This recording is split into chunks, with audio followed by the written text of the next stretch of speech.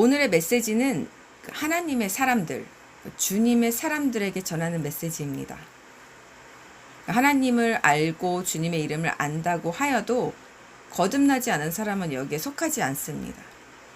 이런 분들은 속히 주님을 인격적으로 만나서 거듭나십시오.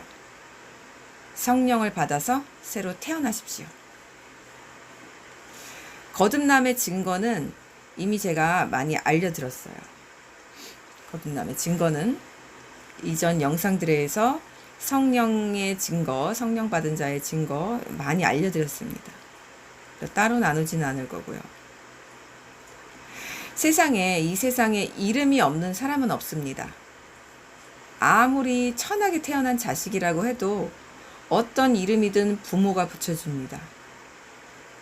옛날 우리나라 조선시대 때 쌍놈이라고 해서 이름이 없진 않죠. 개똥이란 이름도 있었다죠. 개똥이든 소똥이든 어떻게 불리든지 간에 이름이란 누구에게 있습니다. 제 이름은 카밀입니다. 카밀은 주님이 주신 이름으로 저도 뜻을 몰라서 찾아보고 알았어요.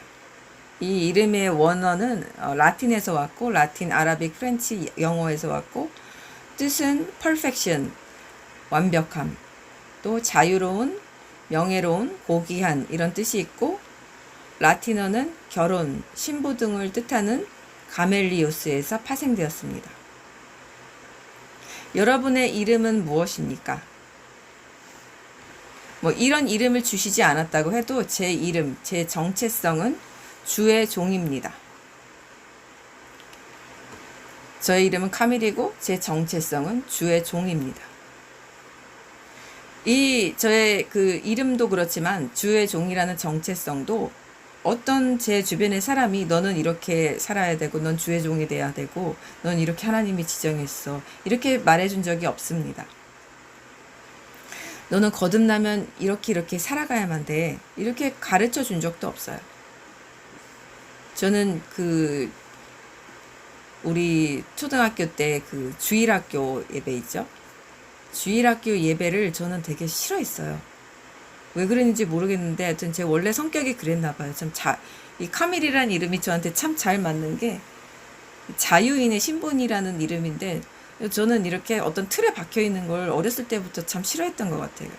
그래서 초등학교 공과 수업이 저한테는 너무 고리타분하게 느껴졌어요. 그곳에 있는 예수님이 저한테는 전혀 와닿지 않았어요. 그 공과책에 있는 예수님, 하나님이 제 심령을 두드린 적이 없어요. 저는 그냥 그래서인지 성령께서 6학년 때 부흥의 시간에 마지막 끝나고 기도 시간에 그냥 멍하고 기도도 안 하고 기도를 뭐 하겠어요. 6학년짜리가 뭘 하겠어요. 그냥 이렇게 고개 숙이고 있는데 갑자기 성령이 임하여 주셨어요. 갑자기 성령이 임해 주셔서 주님의 십자가를 갑자기 깨닫게 해주시고 제가 죄인이라는 것을 갑자기 깨닫게 해주셨습니다. 그래서 저는 성령님이 그냥 인간의 도움 없이 100% 십자가와 아버지 하나님과 우리 주님의 그 죽으심과 그 십자가의 뜻을 알게 해주셨습니다. 성령으로 이렇게 12살 때 이렇게 거듭난 뒤 성령께서 알게 해주시고 깨닫게 해주시고 인도해 주심으로 여기까지 오게 되었습니다. 이렇게 성령께서 알게 해주시고 그 정체성을 그 사람에게 주신 사람들은 믿음이 있습니다. 믿음이 흔들리지가 않아요. 사람에게 배운 것이 아니라 내가 귀로 들은 것이 아니라 내가 직접 성령께서 아버지의 영께서 가르쳐 주셨기 때문에 그 심어준 믿음이 흔들리지가 않아요. 그래서 이렇게 이 자리까지 결국에는 주님의 마음을 전하는 자리까지 오도록 만드셨습니다. 제가 그 주님의 인도하심을 의심했거나 제가 이제 인도하시는 그 주님의 음성을 중간에 어떤 사람들과 타협했거나 환경과 타협했거나 이러면 절대로 저는 여기까지 올 수가 없었을 것입니다. 이 자리까지 올 수가 없었을 거예요. 전하는 자의 입으로 주님이 조금도 사용하지 않으셨을 거예요. 제 정체성은 그렇게 거듭난 뒤로 한 번도 바뀌어 본 적도 없고 흔들려 본 적도 없습니다. 바로 거듭나면 일어나는 일입니다. 한 사람이 거듭나면 하나님이 내 이름을 부르시는 그 음성이 들려옵니다. 소리로 들려오든 영으로 들려오든 마음으로 들려오든 생각으로 들려오든 느낄 수 있어요. 그래서 그 음성이 들어올 때 그 살아있는 살아있는 실체, 그 아버지 앞에서 자복함이 먼저 일어납니다. 이 음성은 아무에게나 들려오는 것이 아니라 택한 자에게만 들려옵니다. 그래서 이런 질문들을 많이 하죠. 하나님 음성 어떻게 듣는 거예요? 주님 음성 들으려면 어떻게 해야 돼요? 이거 굉장히 많이 질문해요. 그래서 목사님들이 퀘스천 이렇게 그런 질문에 이렇게 답하는 거 참 많이 봤어요. 영상들. 근데 물론 다양한 대답은 해줄 수 있어요. 답은 많이 줄 수 있는데 솔직히 정답은 이것은 택한 자면은 주님께서 성령께서 그냥 다 듣게 해주세요. 너무 광범위한 답이지만 그냥 사실이에요.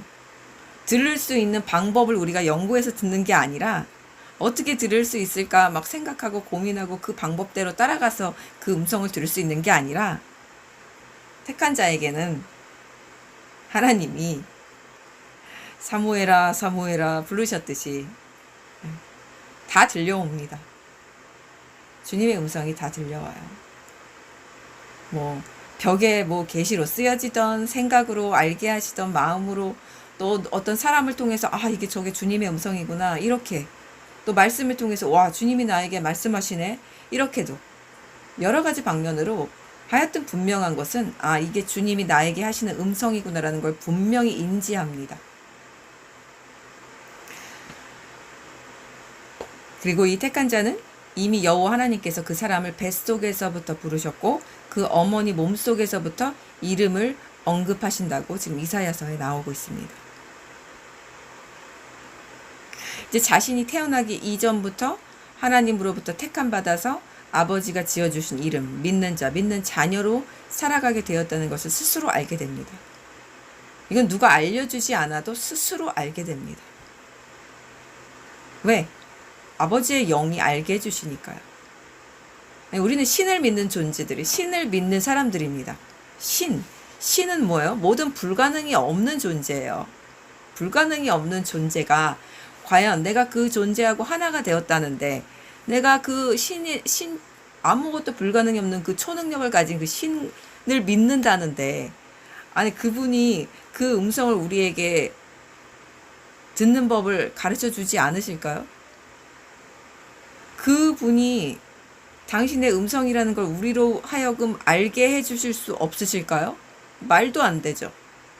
그래서 우리가 스스로 그 음성인 몰라서 음성 듣는 방법을 몰라서 우리가 막 스스로 연구하고 막 말씀을 백독 천독을 하고 기도를 막 10시간을 하고 금식을 해야지 그 음성이 막 들려올까요? 우리 신을 믿는 존재인데 그 신이 우리를 그거 알게 해주시는 건 너무 당연한 거예요. 그럼 결과적으로 내가 음성을 전혀 뭔지 모르겠다. 하나님이 뭘 말씀하시는지 나에게 도대체 뭘 원하시는지 모르겠다. 이건 뭐죠? 결국에는 성령과 하나 되지 못하고 성령 받지 못했다는 거고 결국에는 거듭나지 못했다는 거고 결국에는 회개하지 못했다는 거예요. 회개는 했겠죠 분명히. 근데 영으로 하지 않았다는 거예요. 실제적으로 자기의 위치, 내가 자가 아니라 창조물이라는 거 이걸 인지하지 못했다는 거예요. 엎드린 삶을 코람되어 삶을 살고 있지 않다는 거죠. 결국에 거꾸로 가면 그렇게 됩니다. 그래서 이 정체성, 자신의 정체성은 스스로가 분명히 먼저 알아야 하고 깨달아야 합니다. 이 악한 어둠의 계계와 권세를 물리치는 힘은 바로 여기에서부터 나옵니다. 자신의 정체성을 아는 것. 그래서 이 거듭난 사람은 이 정체성이 분명하기 때문에 이렇게 그 많은 교회 다니는 사람들이 뭐 이렇게 겪는다는 그런 시험거리가 시험이 될 수가 없어요.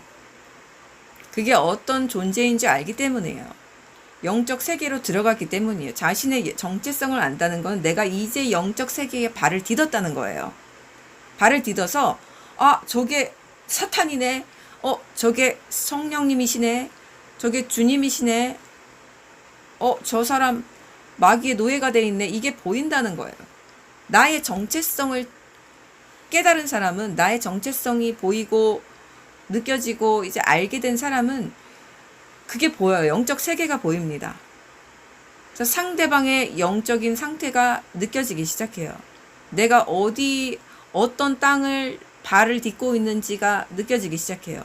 이게 주님의 반석인지, 주님이 주신 반석인지, 이게 울퉁불퉁한 악한 영의 땅인지, 그게 느껴지기 시작합니다.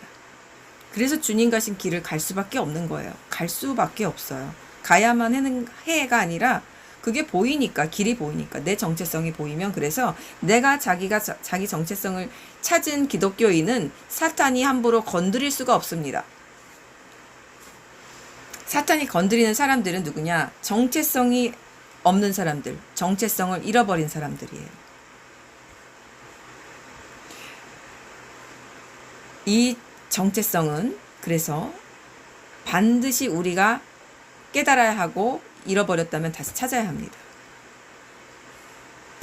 내가 주님의 종이라는 것을 알게 되면, 내가 주님의 보호하심 아래 있다는 것, 그리고 내게 하늘과 권세와 권능과 은사가 모두 주어졌다는 것도 알게 됩니다.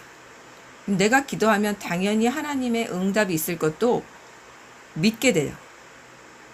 이제 기도가 바뀝니다. 주님이, 내 기도가 아니라 주님이 하시는 기도들로 바뀌게 됩니다. 이때 하는 기도들은 하늘의 어둠의 영역의 진을 뚫고 올라가는 하나님의 보좌 앞까지 상달되는 기도들입니다. 이 기도들은 100% 믿는 기도들, 100% 믿음의 기도들만 그렇게 올라갑니다. 지금 하나님을 믿는 백성들이 모두 정체성을 잃었어요. 그들이 착각하는 정체성이 무엇이냐? 자신의 이름을 무슨 교회의 성도라고 착각합니다. 나 어느 교회 성도야. 그리고 누구누구의 이웃이라고 착각합니다. 난 누구누구의 이웃이야. 그리고 선한 기독교인이라고 생각하거나, 아니면은 착한 딸, 착한 아내, 말 잘 들어주는 착한 남편 정도. 여기에 이렇게 갇혀 있어요. 자신의 정체성은 없습니다. 그래서 팬데믹을 겪고 이제 조금 눈을 뜬 기독교인들은 또 이렇게 생각하기도 해요. 자신의 정체성을 깨어있는 마지막 성도, 이렇게 생각하기도 합니다. 그런데 하나님의 깊은 마음으로 다 들어갈 수 없는, 하나님과 합하지 않는 이름들입니다. 우리는 착한 사람들이 아닙니다. 우리는 세상에서 착한 일 하라고 부름받은 사람들도 아닙니다. 또 세상의 악한 일을 빠삭하게 미리 아는 점쟁이들도 아닙니다. 우리는 예수와를 믿어서 새로 이 거듭난 사람들, 우리의 정체성은 하나님 아버지의 일을 하도록 부름받은 사람들입니다. 그 일들은 인간 눈에 그렇게 비치는 착한 일, 선한 일이 아니라 하나님 아버지의 나라의 뜻을 이루는 일들입니다. 이 인간 눈에 착한 일을 하려면요, 우선 이웃에게도 분란을 일으키면 안 되고요. 이 학교, 정부 말에도 말을 고분고분 잘 들어야 되겠죠. 악하든 선하든 제정되는 법에도 모두 고분고분 순종해야 합니다. 왜? 착해야 되니까. 이 세상에서 분란을 일으키면 안 되죠. 착하게 살아야죠. 그렇죠?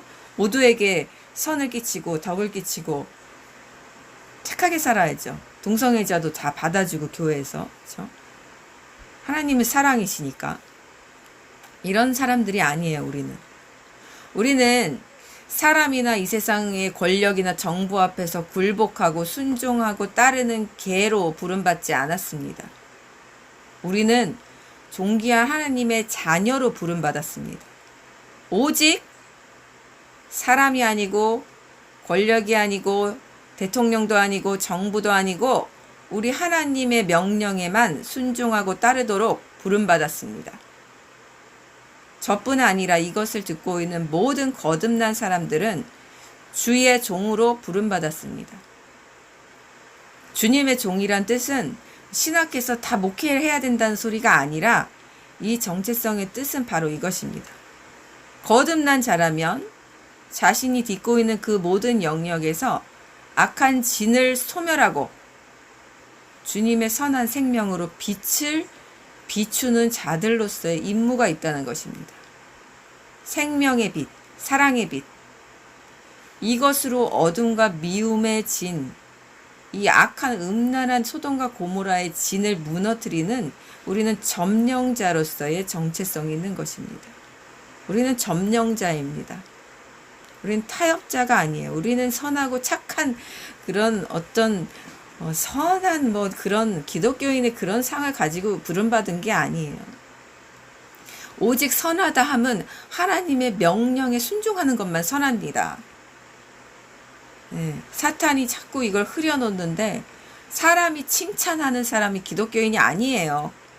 하나님이 칭찬하시는 사람, 우리 예수아가 칭찬하시는 사람이 기독교인입니다. 이걸 지켜나가다 보면 욕먹을 때가 당연히 와야 돼요. 세상한테 미움받을 때가 당연히 와야 됩니다. 얻어맞고 침뱉음 당하고 오해당하고 손해당하고 가장 클라이막스는 가장 끝은 죽임 당하는 일까지 우리는 여기까지 부름받은 사람들입니다. 점점 이제 사탄의 진과 영역이 지금 하나님의 허락 하에 넓혀지고 있는 이 때에 우리는 주님의 부름받은 주님의 종으로서 우리의 정체성을 찾아야 합니다. 이사야 49장 6절 그가 말씀하셨다. 너가 내 종이 되어 야곱 지파들을 일으키고 이스라엘의 생존자들을 돌아오게 하는 것은 너무 가벼운 일이다. 내가 너를 이방 나라들의 빛으로 주어 땅 끝까지 내 구원이 있게 할 것이다. 성경에서 구약에서도 그렇지만 이스라엘이라고 명하신 것은 성경은 온 세계 사람들에게 주셨죠. 이스라엘뿐만 아니라 전 인류가 거한 땅에서의 택한 자들을 뜻합니다. 택한 민족 이스라엘 포함하여서 전 세계에 성령이 지금 전 세계에 임하시듯이 성령이 임한 택한 자들을 뜻합니다. 그래서 우리가 구약을 볼 때 이스라엘이라고 쓰여진 단어를 볼 때마다 이건 택한 자, 나에게 말씀하시는구나 라고 생각하시면 됩니다. 이스라엘이기 때문에 이스라엘을 말하는 것만이 아니에요. 착각하면 안 됩니다. 그래서 이 이스라엘에다가 자기 이름을 넣어서 보시면 됩니다. 네. 이스라엘에다 자기 이름을 넣어서 딱 보면은 그게 딱 하나님의 말씀이에요. 그러면 하나님의 음성이 이 귓전에서 스피커를 올리는 듯이 아주 크게 들려올 거예요. 하나님 음성이 안 들려온다고요? 왜 안 들려와요? 여기 이렇게 크게 쓰여져 놓으셨는데 이렇게 잘 들리게 우리 모두가 보라고 이렇게 이사야서에 보면은 직접 나에게 말씀하시는데요. 이걸 왜 못 듣죠? 이렇게 부름받은 종들에게 하나님께서 말씀하시기를 이스라엘의 생존자들을 돌아오게 하는 건 너무 가벼운 일이 된다고 하셨어요. 우리 주변에 다 죽어가는 그런데 아직까지 이 목숨이 연명해 있는 이 자녀들, 이 사람들을 우리들이 돌아오게 하는 건 너무 쉬운 일이라고 하시는 거예요. 잃어버린 자녀들을 주님께로 데려오는 것이 우리에겐 쉽다는 겁니다. 어떻게 쉽습니까? 사람이 일하지 않고 성령께서 일하시기 때문입니다. 성령께서 늦은 비를 내려주시기 때문에 쉬운 것입니다. 어둠이 극심할수록 빛은 더 강하게 비쳐요. 그렇죠? 이렇게 빛공해라고 그러잖아요. 딸이 이렇게 그 천체 만안경을 사서 제가 이렇게 보게 해줬는데 안 보여요. 이게 어두워야지 이게 그 달이랑 별이랑 잘 보이는데 너무 밝으니까 여기는 잘 안 보여요. 그래서 이 암 적응할 시간이 필요해요. 눈이 약간 여기에 적응을 하면은 이게 좀 보인다고 합니다. 암 적응하면. 그래서 그 강원도 산골짜기에 가면은 별이랑 달이 너무 잘 보이잖아요. 여기서는 안 보이는데, 그렇죠? 왜 그래요? 어두운 곳일수록 빛은 더 환하게 비치는 겁니다. 어두운 곳일수록.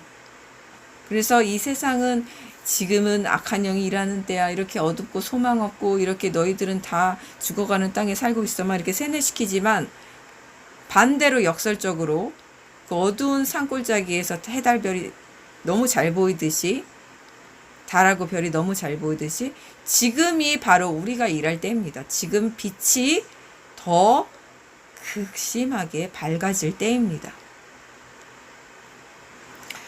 이런 때에 사람들이 지금은 아직 아니에요. 더 이 세상이 하락해야 됩니다. 주님의 이 언약의 말씀에 의해서 세상이 더 어둠으로 들어가야 돼요. 더 어둠의 끝자락으로 들어가야지 사람에게 갈급함이 생깁니다. 그때 이제 정말 이 세상에 소망이 없다는 걸 느낄 때 이제 사람들이 죽음 아니면 생명을 택하게 될 거예요.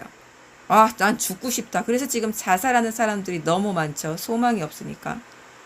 그런데 이 생존자들은 하나님의 그 인치심이 있었던 사람들은 그 상황에서 살기 위해 발버둥칩니다.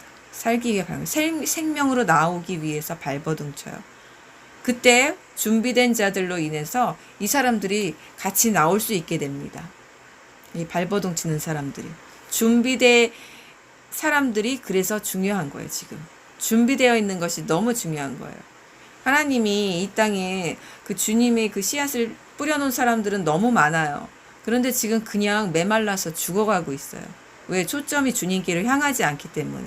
다 이 악한 세상을 향하기 때문에 소망이 없어져 가는 거예요. 그래서 이 세상 사람들, 택함받지 않은 사람들은 막 자살하는 거고요. 택함받았던 사람들조차도 자기 이름표를 잃어버려서 어떻게 살아가야 할지 몰라서 이 교회 저 교회 전전긍긍 떠돌아다니면서 이렇게 그냥 메말라버린 씨앗으로 살아가고 있는 겁니다. 은총의 때에 내가 너에게 응답했고 구원의 날에 내가 너를 도왔으며 내가 너를 지켜 언약 백성으로 삼아 땅을 일으켜 황폐한 유업들을 다시 주었다. 이렇게 말씀하십니다. 부름받은 주의 종에게 하시는 말씀입니다. 거듭난 사람들은 모두 하나님 이 주의 종이며 언약 백성의 정체성을 가지고 살아갑니다. 이 언약의 백성을 살아가는 목적은, 이들이 살아가는 목적은 단 하나예요. 아무것도 없습니다. 하나님이 친히 행하시는 일들을 이들이 알므로써 하나님을 돕는 헬퍼가 되는 것입니다. 헬퍼예요, 헬퍼. 우린 하나님의 헬퍼예요. 주님의 헬퍼입니다. 우리가 어느 나라를 가도 우리나라 대사관이 있죠. 대사관이 있어요. 참, 이것이 없는 나라가 딱 한 군데, 북한이 있습니다. 그래서 북한은 정말 목숨 내놓고 가는 거예요. 어제도 봤는데 그 프랑스 사람들이 참 대단한 것 같아요. 촬영까지 하면서 이렇게 북한에 이 세계에 단 한 군데겠죠. 대사관이 없는 곳. 자신의 나라에 대사관이 없습니다. 북한은. 그래서 그곳에서 무슨 일을 당하면 도움을 받을 수가 없어요. 그냥 그 나라의 법이 제정한 대로 끌려가는 거죠. 뭐 오해받고 뭐 아무리 자기가 나는 이것이 진실이 아니다라고 말해도 소용이 없어요. 대사관이 없습니다. 그런데 정상적인 나라에서는 다 대사관이 있습니다. 각국의 시민들 역시 자신의 대사관이 모든 나라에 있기 때문에 무슨 일이 있으면은 그 말이 안 통하는 나라에서 필요할 때 자신의 나라의 도움을 구할 수 있습니다. 이런 대사관을 통해서 우리는 어디 해외에 있더라도 한국에 있는 것처럼 대사관만 통하면 모든 필요한 업무를 다 볼 수가 있어요. 이렇게 각국의 시민들을 도와주는 각국의 대사관들이 존재하듯이 우리는 하나님의 대사관 역할을 하는 사람들입니다. 우리는 영광의 왕 대신 하나님의 대사관들입니다. 오직 하나님의 법칙에 따라 운영되고 하나님에게 그 법칙대로 하나님의 그 법칙대로 사람들에게 도움을 주는 대사관의 역할을 가지고 있습니다. 그래서 주의 사람들이 도움이 필요해서 손을 내밀 때 그 손을 그 누구든지라도 뻗는 사람들을 잡아서 도와주는 사람들이 우리의 정체성입니다. 이것이 바로 거듭난 우리들의 정체성인 것입니다. 다시 정체성을 알려드릴게요. 이사야서에 내가 내 모든 산을 길로 만들고 내 큰 길들이 도두어질 것이다. 보라, 이들이 먼 곳에서 온다. 보라, 이들이 북쪽과 서쪽에서 오고 시님 땅에서 온다. 하늘아 기뻐 외쳐라. 땅아 즐거워하여라. 산들아 기뻐 외침을 터뜨리며 기뻐 노래하여라. 참으로 여호와께서 그의 백성을 위로하셨다. 그의 가난한 자에게 자비를 베푸셨다. 바로 이 일을 우리가 하기 위해 이 땅에 태어난 거예요. 이 정체성을 가진 사람들은 세상의 어둠의 홍수에 잠겨도 죽지 않습니다. 그들의 영이 주님 안에 있기 때문에 죽을 수가 없어요. 죽지 않습니다. 자, 여기서 잠시 알려드릴게. 교회에서 예전부터 언제부턴가 성황리에 일어나는 뭐 치유 은사라는 말이 있죠. 치유 은사 세미나 뭐 치유받아야 삽니다. 뭐 이래가지고 상처받은 사람들을 위로하고 이렇게 치유해주는 어떤 그런 은사적 세미나 이런 프로그램들이 참 성황리에 많이 인기를 얻었어요. 그래서 사람들이 그 안에서 치유가 아니라 위로를 받았습니다. 착각하면 안 돼요. 위로와 치유는 완전히 달라요. 위로는 세상 사람들도 해주는 게 위로입니다. 위로할 수 있죠. 위로 나쁜 거 아니에요. 근데 위로는 치유가 아니에요. 하나님은 썩은 암덩이를 위로해 주시기 위해서 우리에게 좋은 것들을 막 먹이지 않으세요. 칼을 딱 드셔가지고 그 암덩이를 푹 드러내가지고 아파도 마취약이 있을 때도 있고 없을 때도 있지만 그냥 암덩이를 확 드러내셔서 뽑아내서 버려주십니다. 그래서 우리 안에 생명이 들어와요. 이게 치유예요. 이것이 성경적 치유입니다. 암덩이가 뭐예요? 죄악이에요. 우리의 안에 있는 죄악이에요. 그 죄악 때문에 우리가 썩어 죽는 거예요.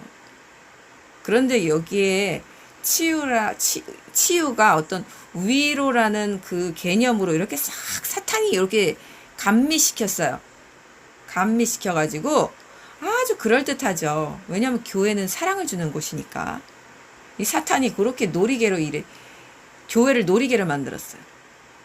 인간의 영혼의 치유는 우리의 죄악이 빠져나가고 이 죄악이 청산될 때 이루어지는 것이지 그 어떤 유능한 인간의 위로나 정말 한번 받으면 끝날 것 같은 그런 상담으로 이루어지지 않습니다. 영의 치유는 또 내가 막 어떤 생각을 고치고 막 노력한다고 100% 되는 것도 아니에요. 우울증은 영적인 병이에요. 약을 먹어서도 안 되고 같이 우울해 줄 수 있는 친구나 위로해 줄 수 있는 사람 100명, 1000명을 보내도 고쳐지지 않아요. 영적인 병은 내가 치유되려고 노력으로 고쳐지는 것이 아니라 성령이 임해서 성령이 그 암덩이를 썩은 병을 드러내 주셔서 버려주셔야만 고쳐집니다.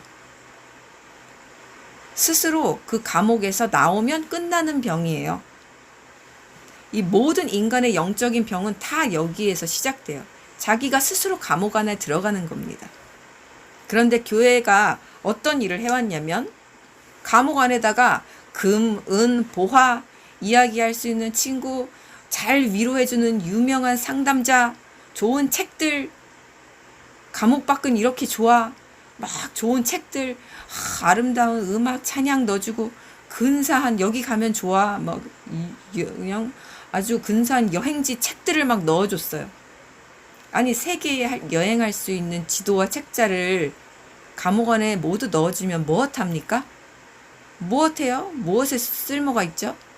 이 사람이 감옥 안에서 나와야 그곳을 가는 거예요. 스스로 나와야 돼요. 감옥 안에서. 아무리 그 안에다가 금은보화 좋은 성경 말씀 위로 가르침 다 넣어주어도 소용없습니다. 소용없어요. 이 감옥 안에 있는 자를 나오게 할 수 있는 분은 오직 성령님이에요. 성령이 임한 자는 그래서 이 일을 할 수 있으며 이 일을 하도록 임명받았습니다. 근데 이 사탄의 놀이개가 된 이 타락한 한국의 교회들은, 전 세계 교회들은 이 우리들이 정말 잃어버린 이 기독교인들이 잃어버린 정체성을 찾아주려고 하지 않고 그들의 생각을 마비시키는 각종 마약들만 먹여대고 있습니다. 이 약 저 약 막 섞어서 어떻게 하면 부작용이 나지 않으면서도 많은 약을 팔아먹을 수 있을까 고민하는 이런 악한 어떤 병원들처럼 교회가 약장수들이 되어버렸습니다. 검증받지도 않은 약을 사람들의 영혼의 명약이라고 팔아댑니다. 약장사도 너무너무 잘해요. 광고를 통해서. 어쩜 그렇게 약장사를 잘하는지 모르겠어요. 근데 어떤 약을 먹어도 우리는 소용없어요. 영적 병은 모두 인간 우리 안에 있는 악, 죄악, 교만으로부터 오는 것입니다. 하나님과 같아지려는 이 인간 나를 우상으로 만든 이 교만으로부터 오는 것입니다. 그걸 회개하고 뽑아 버려야지만 그 사람 몸과 영 안에서 씻겨나가고 그 회개한 사람에게 성령이 임해서 그가 감옥에서 나올 수 있게 되는 거예요. 이때 치유도 임하고요. 이때서야 성령님의 위로도 임하시는 거고요. 이때 그 사람의 정체성이 이제 하늘에서 주어집니다. 다시 딱 주어져요. 우리는 모두 이 정체성을 찾았다고 믿고 또 우리들이 이 사람들이 잃어버린 이 정체성을 찾도록 도와주어야만 합니다. 한국 사람들에게 사탄이 가장 많이 이용하는 이름표가 이거예요. 사람들에게 칭찬받는 사람, 사람에게 아름다워 보이는 사람, 아름다운 세상, 선한 사람. 근데 이거는 세상 사람들이 어쩔 때는 더 선해 보이기도 해요. 이 이기적인 기독교인들을 보면은 우리는 어떤 사람은 그냥 이름만 기독교인이지 정말 이 선한 생각을 가진 사람들은 이 세상에 너무 많아요. 와, 어떻게 저렇게 선할 수가 있을까? 어떻게 저렇게 자기의 모든 거를 다 이렇게 헌신해서 저렇게 가난한 사람들 돕고, 그렇죠? 우리 아프리카의 저런 원주민들을 돕고 아이들을 돕고 유엔이 하는 일들이 얼마나 선해요. 유엔이 그렇죠? 겉으로만 보면은 너무 선한 거예요. 그들이 하는 게 뭐 인간에게 나쁜 일을 하나요? 난민들 도와주고 우리 물 못 마시는 우리 갈급한 땅에서 물 마시게 우물 파주고요. 근데 유엔이라는 단체가 어디서 나왔죠? 열불 열왕 계시록에 우리 예슈아와 이제 맞짱 떠가지고 이제 완전히 박살날 그 적그리스도의 편에서 나왔어요. 이들이 하는 게 뭐예요? 좋은 일 합니다. 좋은 일 하죠. 그래서 차별금지법도 다 선한 탈을 쓰고 나오고 있고 모든 것들이 다 선하게 보여요. 선하게 보이는데 그 안에를 까보면은 그 안에는 구더기가 득실득실해요. 그 중심이 득실득실 아주 벌레로 득실득실한 거야. 막 알을 까가지고 막 끔찍하기 그지없어요. 그래서 우리가 영적인 눈을 뜨면 이것들이 보이는데 영적인 눈이 감긴 세상 사람들은 겉만 보고 이거 선하구나, 좋은 거구나 이렇게 하고 따라가는 거예요. 그래서 다들 낭떠러지로 떨어져서 죽는 거죠. 정체성을 잃어버리면 우리도 이렇게 될 수 있습니다. 정체성을 잃어버리면 순식간에 우리도 눈에 비늘이 껴서 이렇게 그냥 겉으로만 보이는 것을 따라가서 죽음의 낭떠러지로 떨어질 수 있다는 말입니다. 근데 한국 사람들이 이 정말 사탄이 깔아놓은 악한 그의 정체성이 뭐냐? 남들과 같아지고자 하는 그런 이상한 정체성. 무리에 합류되어야 한다. 뭔가 단일 민족의 정체성이라 그런지 내 생각과 상대방의 생각이 다른 것을 쉽게 인정을 스스로 못해요. 그거를 받아들일 수 없어요. 왜? 내가 오해받을까봐, 내가 떨어질까봐. 그것도 무시 못하는 것 같아요. 우리나라 그렇죠? 이 기나긴 역사를 자랑하는 단일 민족. 그래서 외부의 침략에도 꼭 똘똘 뭉쳐가지고 이런 뭐 외놈이든 뭐든 이렇게 물리쳐야 되겠죠. 우리나라 사람들은 그 피가 흘러서 그럴까요? 그래서 뭔가 이렇게 똘똘 뭉치는 게 있어요. 자신의 생각과 다수의 택한 생각이 다를 때 아주 쉽게 그냥 내 생각은 저버리고 다수가 택한 생각을 따라갑니다. 한국만이 가진 어떤 특징이에요. 미국에도 살아보고 호주에도 살아봤는데 없어요. 그런 그 나라에는 이런 게 없어요. 다수를 막 그냥 막 따라가는 이 만연적인 어떤 이런 악한 진은 없습니다. 그래서 교회에서는 목사가 우상이 되기도 합니다. 결국에는 그게 사람 안에 진짜 주인이, 영적 주인이 없기 때문에 생기는 현상이에요. 자기 안에 주인이 없기 때문에 그 주인이 저 많은 사람들 중에 가장 나아 보이는 사람이 그냥 바로 되는 거예요. 교회에서는 목사님이 가장 나아 보이네. 그냥 목사가 되는 거예요. 주인이 돼버리는 거예요. 그래서 어떻게 되냐? 성경 말씀과 다른데도 불구하고 진리와 분명히 뭔가가 다른데도 불구하고 느낌이 있는데도 주님을 따라가지 않고 사람을 따라가는 거예요. 사람 리더를 따라가는 거예요. 목회자를 따라가는 거예요. 어떤 근사하고 뭐 이제까지 아무리 거룩한 말씀을 전해온 목사님이라도 우리가 성경 말씀에서 진리하고 이게 반대되는 게 있으면 무조건 그 사람 쳐내야 됩니다. 무조건 잘라버려야 돼요. 우리 근처에도 못 오게 해야 돼요. 그리고 그게 영적 리더라면은 반드시 그렇게 해야 됩니다. 성경 말씀과 반할 때는 안 돼요. 타협할 수 없습니다. 그러면은 바로 그 사람은 이제 내 바운더리에서 내쳐버려야 돼요. 근데 이거를 사람들이 알면서도 뭔가 조금 이상한데, 저 영적 리더가 뭔가 조금 이상한데, 그런데도 많은 사람들이 따라가니까 뭐 이유가 있겠지. 이렇게 하고 그냥 따라가는 거예요. 정체성의 문제입니다. 이것도 정체성의 문제예요. 우리 모두 주님의 종이에요. 우리 모두 주의 종이에요. 단지 하는 일만 다를 뿐입니다. 신학 안 하고 목회 안 할 뿐이에요. 우린 다 주의 종으로 살아가는 거예요. 우리 누구나 이사야서에서 하나님이 이 명령하고 부름받은 일을 해야만 하는 그런 부름받은 주의 종입니다. 정체성이 있어요. 정체성이 분명해요. 하지만 어떤 사람은 말씀을 선포하는 자격으로 거기에 쓰게 해주신 것이고, 어떤 사람은 섬기는 자로, 어떤 사람은 가르치는 자로, 어떤 사람은 또 봉사하는 자로, 물질로 섬기는 자로, 다 각각 하는 일이 다를 뿐이지 세상에 나가면 똑같은 주의 종이에요. 우리가 이것들을 잊어버리면 안 됩니다.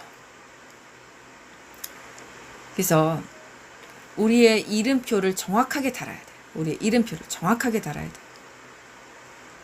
그래서 이 한국 사람들이 특징이 있죠. 남들과 있을 때 자기가 할 말을 잘 못해요. 너무 힘들어요. 자기가 하고 싶은 말을 잘 못해요. 뭐 상대방이 자기를 잘못 이렇게 내가 말한 것을 뭐 오해할까봐 이게 참 이상한 진인데, 악한 진인데, 그래서 답답한 게 있어요. 한국 안에서는. 저도 이걸 처음에 적응을 못해서 호주에서 한 10년 살다가 한국에 왔는데 한국의 교회에서 생활을 못 하겠더라고요. 왜냐? 뭐 거쳐가야 되는 게 너무 많아. 이 생각에서 걸러내고 이건 이렇게 오해하면 안 되니까 사람들 이렇게 쳐내고, 이건 이렇게 오해하면 안 되니 이렇게 쳐내고, 예쁘게 이렇게 만들어가지고 가장 선하고 아름답고 이렇게 사람들에게 거침없는 그 상태로 이렇게 해야 되더라고요. 안 그러면은 뭐 상처받았네, 뭐가 말이 많아요. 쟤는 왜 저러니? 왜? 그 교회가 그 영적 그 공동체가 세팅한 거기에 맞지 않기 때문에 그래요. 딱 세팅을 해놨는데 직사각형이면 직사각형, 원형이면 원형 딱 세팅했는데 거기 안 맞으면은 다 이상하다고 생각해요. 그래서 언어도 딱 거기에 맞는 언어를 써야 되고, 행동도 딱 거기에 맞는 행동을 해야 되고, 나눔도 딱 거기에 맞는 나눔을 해야 돼요. 그러다 보니까 사람들이 제가 보기엔 다 형식적인 거예요. 진실을 말하는 사람이 하나도 없어요. 그래서 오히려 1대1로 말하면 이제 그 사람의 삶이 진짜 나와, 이제. 진짜 힘든 게 나오고. 근데 공동체 안에서는 아무도 그거를 안 해요. 생명이 없어. 왜 하는지 모르겠어요, 도대체. 그런 거를. 그래서 제가 그 적응하는데 되게 시간이 참 오래 걸리고 결국에는 적응을 못하고 나오긴 했지만, 그러니까 이 사람들의 영혼이 치유가 될 수가 없는 구조예요. 실수해도 괜찮습니다, 여러분. 우리가 언어 고상하지 않아도 돼요. 막 다듬으려고 너무너무 노력하지 마세요. 상대방을 욕하는 것이 아니기 이전에는 막 대놓고 상대방 욕하는 게 아니기 전에는 나에 대해서 나눔을 할 때는 너무 고상하게 나누려고 제발 하지 마세요. 큐티 책을 너무 많이 봐서 그런지 짜여진 대로 하지 마시란 말이에요. 기도도요, 언어가 뭐 다를 수 있어요, 다. 근데 저는 그게 더 좋아요. 그게 더 진실되게 느껴집니다. 기도하는 언어도 딱 그 형식의 틀에 맞게끔 안 해도 돼요. 왜 그렇게 합니까? 주님께 나누는 대화는 우리가 모두 다 다를 수 있어요. 그래서 정체성이 없기 때문에 그냥 항상 상대방이 하는 대로 이렇게 딸려가요, 한국 사람들이. 많이 이걸 들으시는 분들은, 유튜브로 들으시는 분들도 여기에 많이 찔리실 거예요. 그렇게 안 하면 큰일 나는 줄 알고. 뭔가 내가 이렇게 좀, 가시가 있어 보이는가? 이렇게 좀. 그래서 이 자신의 존재 가치가 한국 사람들의 특징이 또 있는데, 이게 존재가 드러나지 않아요, 평소에는. 근데 어디서 드러나냐? 온라인에서, 가상세계에서 잘 드러나죠. 어디에서 하죠? 자기가 가진 불만, 생각이 말을 못했던 거, 이게 어디로 다 터져 나오죠? 악성 댓글로서 막 많이 터져 나오죠. 한국처럼 악성 댓글이 많은 나라가 없어요. 자, 뭐랑 연결되죠? 말을 못하는 거. 다수가 있을 때 자기 할 말을 못하는 것과 바로 연결되죠. 이게 다 어디로 터져 나와요? 다 뒤에 가서 치졸하게 뒤에 가서 이 온라인상에서 악성 댓글로 다 터져 나옵니다. 외국의 어떤 호주도 그렇고 미국의 어떤 그런 걸 봐도 악성 댓글 그렇게 다는 나라가 없어요. 이렇게 막 자신만만하게 무슨 악마처럼 정말 이렇게 막 상대방을 비하하고. 기독교인들도 똑같습니다. 기독교인들도 똑같아요. 아주 창피해 죽겠어요. 창피해요. 제 유튜브도 그렇고, 그래서 뭐 상대방 유튜브도 그렇고, 이렇게 자기하고 뭔가 맞지 않는 사람들이 이렇게 뭐 어떤 생각을 전하거나 이럴 때 악성 댓글 아주 그냥 치졸하게 잘 답니다. 왜? 자기 얼굴이 드러나지 않아서. 이런 사람들을 한번 데려와서 제 앞에 딱 세워놔볼까요? 한마디도 못할 겁니다. 이런 사람들은 다수가 있을 때 말 한마디도 못하는 사람들이에요. 오히려 이렇게 평소에 자기 생각을 잘 하는 사람들은 그렇게 뒤에 가서 그렇게 치사하고 치졸하게 그렇게 뒤에 가서 말하지 않아요. 그냥 앞에서 말합니다. 인격적으로. 그래서 이런 악성 댓글에서 이렇게 막 드러나는데, 기독교인들이라고 해서 없는 게 아니에요. 근데 제가 그렇게 악성 댓글을 이렇게 좀 비인격적으로 다는 사람들, 비아냥거리면서 다는 사람들을 다 들어가 봐요. 그 유튜브에. 그러면은 근데 보면은 알아요. 진짜 믿음이 있는 사람들이 아니더라고요. 정말 이렇게 믿음 생활을 잘하는 사람들이 아니에요. 그 구독한 것들을 보면은 알죠. 근데 믿음 있는 사람들은 다 뭐 말씀에 관한 거, 찬양에 관한 거 이런 게 있는데, 그런 사람들 보면은 다 뭐 주식, 뭐 세상 가요, 뭐 어떻게 뭐 잘 먹고 잘 사는 법, 뭐 이런 걸로 가득해 하더라고요. 근데 말하는 거는 되게 거창하게 말하면서 막 기독교인인데 자기도 이러면서 자기를 기독교인이라고 말하면서 그렇게 유치하고 좀 치졸하게 댓글들을 달더라고요. 근데 삶은 솔직히 말하면 그렇게 악성 댓글 다는 자칭 기독교인들은 믿음이 전혀 없는 사람들입니다. 믿음이 전혀 없는 사람들이에요. 그래서 이런 것들이 왜 일어나냐? 이 정체성이 없는 거. 자기의 정체성이 없기 때문에 할 말도 할 수 없는 거예요. 내가 이렇게 말하면은 어떻게 될까 저럴까 이렇게 막 이것들만 생각하는 거예요. 이게 상대방하고 자기하고 정체성이 그냥 하나가 되어 있어요. 우리나라는 군중과 나가 하나가 되어 있어요. 그래서 아주 쉽게 조종당하기 아주 쉬운 나라, 아주 쉬운 국민성을 가지고 있습니다. 우리나라 사람들은 속히 여기에서 벗어나야 돼요. 속히. 특히 기독교인들은 완벽하게 여기서 빨리 벗어나야 됩니다. 자신의 정체성이 이 세상이 만들어 놓은 이 세상 교회가 만들어 놓은 이 정체성에서 빨리 탈피해야 돼요. 그렇죠? 코로나 때 이미 겪었으니까 알죠. 이 정체성이 없는 사람들은 다 돌풍에 휘말려서, 다 돌풍에 휩쓸려서 다 하나가 돼서 하나가 되어서 없어요. 그래서 완벽하게 이렇게 분리가 됐죠. 정체성이 있는 사람과 정체성이 군중이었던 사람과. 이 꼴이 난단 말이죠. 이 꼴이 난단 말이에요. 너무너무 끔찍한 이 꼴이 난다는 거죠.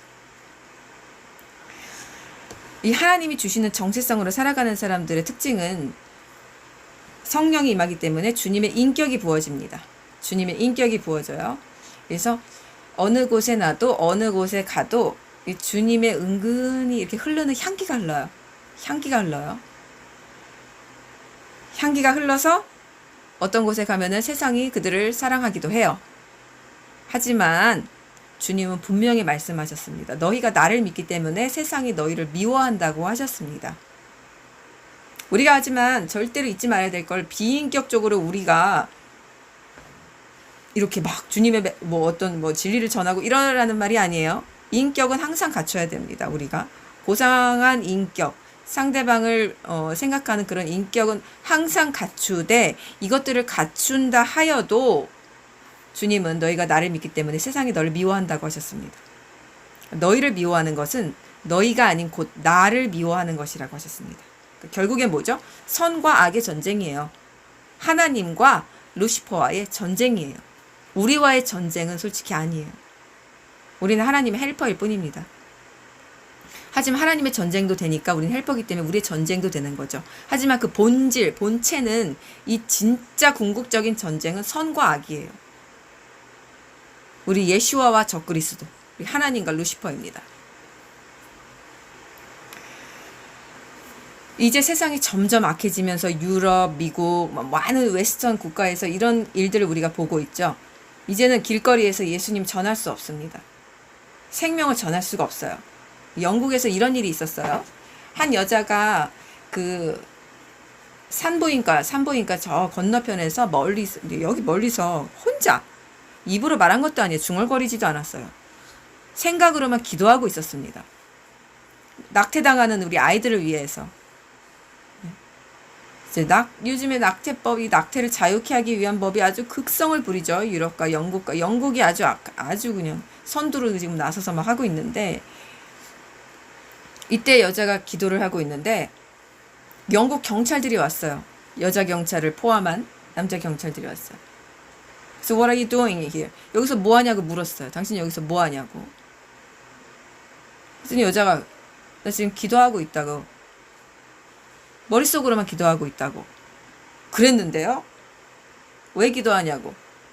그래서 기도하는 건 이제 내 자유가 아니냐고. 나는 말을 한 적도 없다고. 크게 말을 한 적도 없다고. 그런데 이 여자를 체포해 갔어요. 체포해 갔어요. 경찰서로. 그래서 이거를 이제 그 기독교 이제 인들이 이걸 포스팅하고, 우리가 지금 이런 세상에 살고 있다. 이게 지금 말이 되는 거냐. 이렇게 하면서 이제 막 뉴스에도 나오고 했는데, 지금 이런 세상이 되었어요. 생각의 자유마저 우리가 빼앗기고 있단 말입니다. 아니, 그래, 큰 소리로 하는 거는 소음 방해도 되고, 워낙 악하니까 큰 소리를 하는 건 못하게 하는 거는 이해가 가요. 그래도 그렇죠? 우리도 듣기 싫을 수 있잖아요. 무슬림이 막 와가지고 무슬림 막 그 코란 막 전하고 이러면 우리도 듣기 싫어서, 그렇죠? 듣기 싫다고 할 수 있어요. 근데 이거는 생각이에요. 생각만으로 지금 주님과 대화하고 있는 거예요. 주님께 청하고 있는 거예요. 근데 이거를 지금 못하게 하고 있단 말이에요. 생각까지도 이를 컨트롤하려고 한다는 거죠. 이것이 바로 우리가 당면에 있는 세상이에요. 세상은 믿는 자들의 편이 아닙니다. 죽은 교회들은 이미 세상의 편이 돼 있기 때문에, 그들과 한 편이 되어버리기 때문에 세상이 건드리지 않아요. 그들을 핍박하지 않습니다. 죽은 교회는 세상이 핍박하지 않아요. 세상이 오히려 원조해주고 지원해줘요. 돈 줘요. 더 크게 잘 하라고. 살아있는 교회들, 정체성이 있는 자들, 정체성을 잃어버리지 않는 기독교인들을 핍박하게 될 날이 이 땅에도 곧 옵니다. 아무리 이 땅에 교회가 많아도요, 소용없습니다. 죽은 교회가 거의 대다수이기 때문에, 비진리가 되어버린 지 너무 오래기 때문에 생명이 없어요. 이런 교회들 아무리 마지막 때에 성황리에 부흥회 하고 말씀 전도하고 교회 커져도 소용없어요. 교회 그런 날에 제발 교회 찾아가지 마십시오. 큰 교회 찾아가지 마십시오. 세상이 악해지면 교회들이 핍박당해야 정상이에요. 이건 이상한 게 아니에요. 너무 당연한 거예요. 비진리와 진리가 만났는데 그게 어떻게 합쳐집니까? 한쪽은 없어져야죠. 그러려면 비진리가 힘이 세면 진리가 없어져야겠죠. 근데 이제 주님이 이제 이 땅에 이제 재림하시면서 진리가 힘이 세지니까 이제 비진리가 없어지는 겁니다. 그래서 두 존재는 같이 설 수가 없어요. 그래서 이 악한 세상이 극성하면 극성할수록 교회는 당연히 욕먹어야 돼요. 교회는 당연히 오해받아야 되고요. 너희 왜 이 좋은 차별금지법 왜 반대하냐? 너희 뭐 하나님 사랑이라더니 왜 이러냐? 이렇게 막 욕먹어야 되고요. 이기적으로 보일 수밖에 없고요. 이제 나중에 가서는 이제 그렇죠? 테러범자로 몰리겠죠. 왜? 정부의 말을 듣지 않으니까 결국에는 테러범자로 몰릴 겁니다. 반동분자로 몰리겠죠, 이제 뭐 전체적으로 다 전체주의가 오게 될 테니까, 적그리스도의 전체주의가 오게 되니까, 그거에 말을 듣지 않는 사람 히틀러 때 다 가스실로 갔듯이, 이 전체주의에 반하는 사람 다 북한에서 정치범 수용소 가듯이 이제 그때가 오는 거예요. 그럼 누가 맞는 거예요? 내가 주님 잘 믿어서 정치범 수용소 가는 사람이 진짜 잘 믿는 거겠죠, 그렇죠? 북한에도 교회가 있어요. 북한에도 교회가 있는데 뭘 인정하는 교회예요? 김일성이 신이라는 걸 인정하면서도 하나님을 인정하는 교회입니다. 비진리가 함께 있는 교회예요. 그러니까 북한에서 버젓이 드러내서 교회에 있을 수 있어요. 교회가 있어요. 막 찬양하고 다 한대요. 목사도 있고요. 한국이 이 짝이 된 거예요. 한국이 바로 이 짝이 된 겁니다. 이 짝이 된 거예요. 네. 김일성이 거기는 신으로 우상으로 등극했듯이 한국은 사람이 우상되어서, 우리 자신이 우상되어서 너 잘하고 있어 축복받을 자격 있어 이러면서 똑같아요. 김일성이 우리가 된 것 뿐이에요. 그래서 세상이 핍박하지 않는 겁니다. 지금은 드러나지 않죠. 이제 조금 더 있으면, 몇 년 더 흐르면 이제 극명하게 드러날 거예요. 그래서 결국에는 교회들이 이 땅에서 설 수 없게 됩니다. 어쩔 수가 없어요. 교회들은 다 지하교회가 돼야 돼요.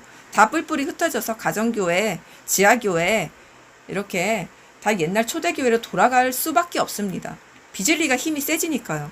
하나님의 허락하에 심판하기 위해서. 그럼 진리는 어쨌든 숨어야겠죠. 이때 정체성이 없는 사람들 다 어디로 간다고요?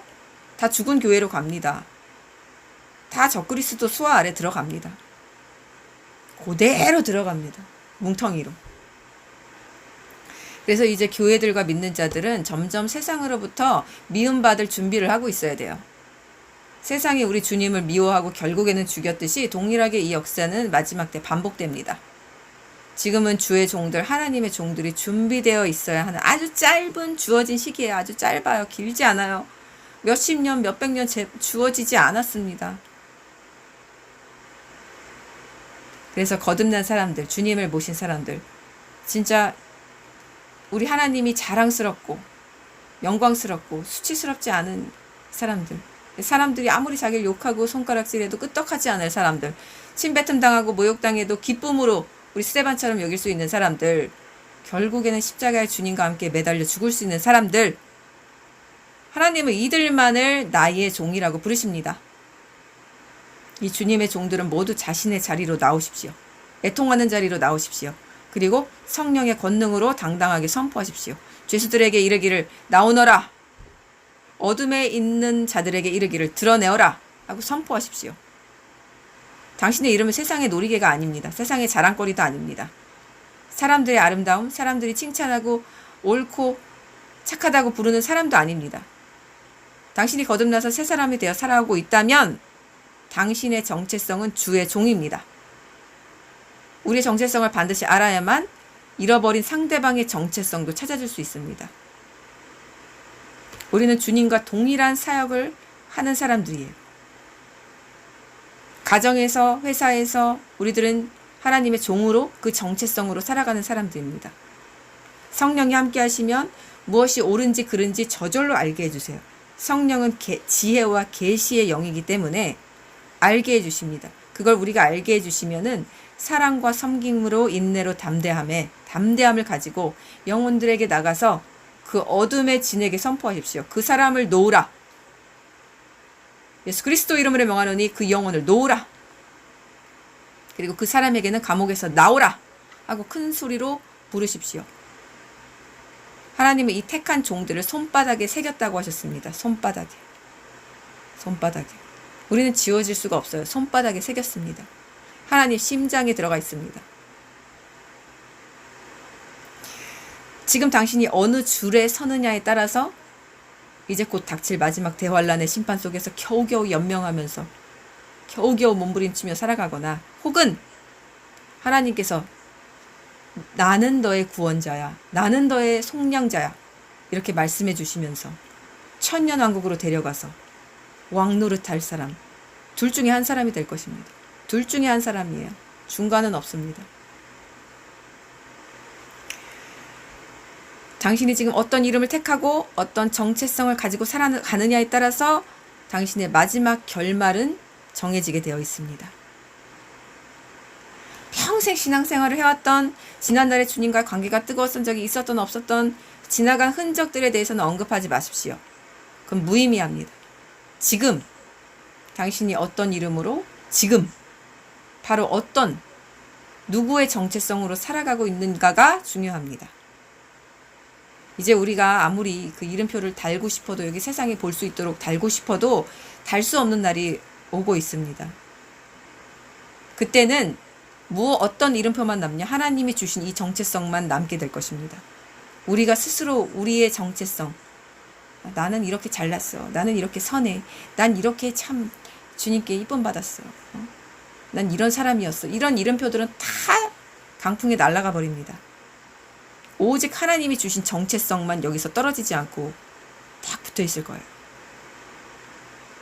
그래서 이 천지가 진동하기 이전에 이 땅에서 이 하나님의 부름받은 대사관들은 각자 자리에서 벗어나지 말고 준비하고 대기하고 있으십시오. 그리고 많은 열매를 맺는데 충실하십시오. 이제 앞으로 성령께서 점점 더 분명하게 우리가 각자 가진 소명과 앞으로 해야 할 일들을 성령께서 알게 해주실 것입니다. 결국에는 이게 모두 성경에서 말하는 늦은 비,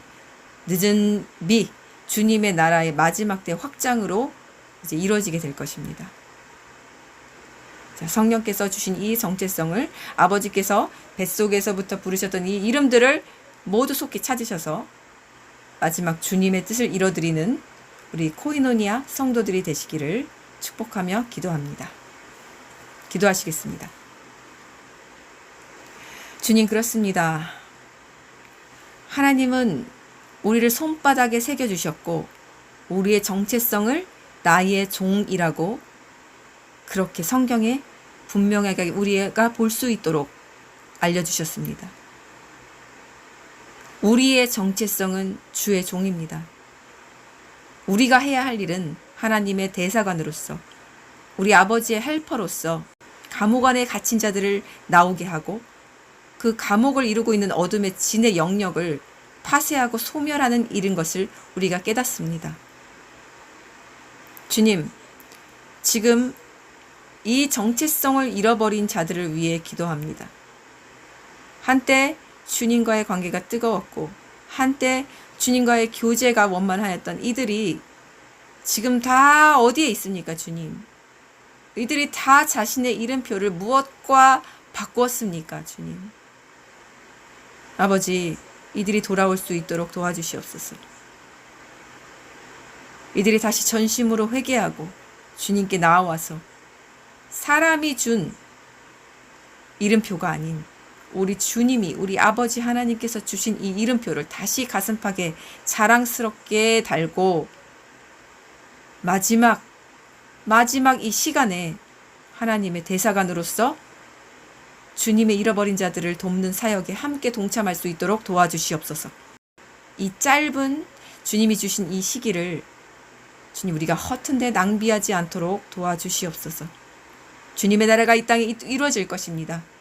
주님의 나라가 이 땅에 이루어지는 것을 우리가 주님과 함께 보며 기뻐할 것입니다. 예수 그리스도 이름으로 기도합니다. 아멘.